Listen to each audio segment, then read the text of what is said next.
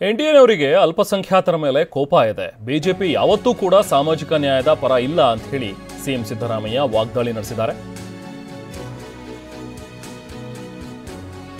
ವಕ್ಫ್ ತಿದ್ದುಪಡಿ ಮಸೂದೆಗೆ ಸಿದ್ದರಾಮಯ್ಯ ಗರಂ ಆಗಿ ಪ್ರತಿಕ್ರಿಯೆ ನೀಡಿದ್ದಾರೆ. ಜಾತ್ಯತೀತತೆ ಮೇಲೆ ಬಿಜೆಪಿಯವರಿಗೆ ನಂಬಿಕೆನೇ ಇಲ್ಲ. ಮೊದಲಿಂದಲೂ ಕೂಡ ಅವರು ಕಮ್ಯುನಲ್ ಪಾರ್ಟಿ, ಮತಾಂತರ ಕಾನೂನು ತಂದಿದ್ದು ಕೂಡ ಅವರೇ ಅಲ್ಲ. ಬಿಜೆಪಿ ವಿರುದ್ಧ ಸಿಎಂ ಸಿದ್ದರಾಮಯ್ಯ ವಾಗ್ದಾಳಿ ನಡೆಸಿದ್ದಾರೆ. ಇದು ಸಂಪೂರ್ಣವಾಗಿ ಸಂವಿಧಾನ ವಿರೋಧಿ ನಡೆ ಅಂತ ಕೂಡ ಮಾತಾಡ್ತಾರೆ.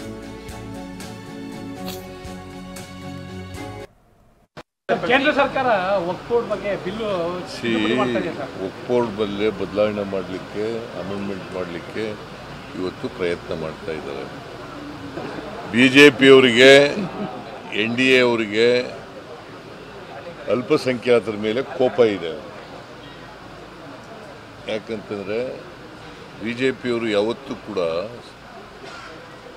ಜಾತ್ಯತೀತದ ಪರವಾಗಿರ್ತಕ್ಕಂಥವ್ರು, ಸೆಕ್ಯುಲರಿಸಮ್ ಪರವಾಗಿಲ್ಲ, ಅವರು ಸಾಮಾಜಿಕ ನ್ಯಾಯದ ಪರವಾಗಿಲ್ಲ.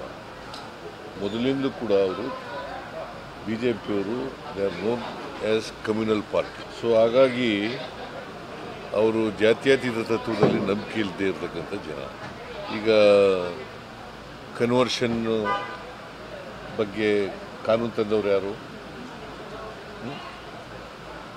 ಅವರೇ ಅಲ್ವಾ ಬಿಜೆಪಿಯವರು? ಕೌಸ್ಲಾಟರ್ ಅಮೆಂಡ್ಮೆಂಟ್ ತಗೊಂಡವ್ರು ಯಾರು? ಅವರೇ ಅಲ್ವಾ?